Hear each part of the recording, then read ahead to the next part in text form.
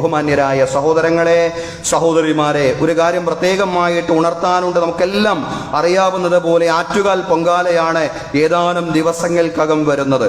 വേറൊരു വിശ്വാസവുമായി ബന്ധപ്പെട്ടതാകയാൽ അതിൻ്റെ ആചാരങ്ങളിലും ചടങ്ങുകളിലും നമ്മൾ പങ്കാളികളല്ല. പക്ഷേ കുറേ സഹോദരിമാരും കുട്ടികളും തിരുവനന്തപുരം നഗരത്തിലേക്ക് അതിഥികളായിട്ട് എത്തുന്ന സന്ദർഭമാണ്.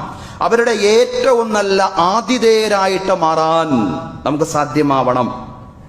റമദാനിലാണ് ഈ വർഷം യാദൃശ്ചികമായിട്ട്, കഴിഞ്ഞ വർഷവും അങ്ങനെയായിരുന്നു ഈ പൊങ്കാല ഉണ്ടാവുന്നത്.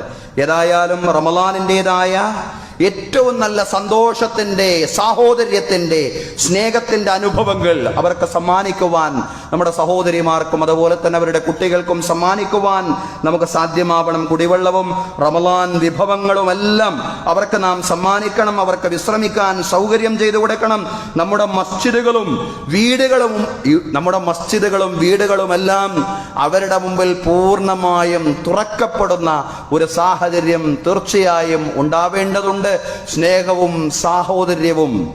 അതുകൊണ്ട് മാത്രമേ നമുക്ക് ലോകത്തും രാജ്യത്തും വളർന്നു വരുന്ന ഇസ്ലാമോഫോബിയയും വിദ്വേഷത്തെയും പ്രതിരോധിക്കാൻ സാധിക്കൂ എന്നുള്ള പൂർണ്ണമായിട്ടുള്ള ബോധ്യം നമുക്കുണ്ടാവണം. സഹോദരങ്ങളെ, അതിനുള്ള ആ ഒരു നമ്മുടെ സ്നേഹത്തിന്റെ, സാഹോദര്യത്തിന്റെ നല്ല നല്ല ആവിഷ്കാരത്തിലുള്ള സന്ദർഭമാണ് ഇതുപോലുള്ള സന്ദർഭങ്ങൾ എന്ന് പറയുന്നത്.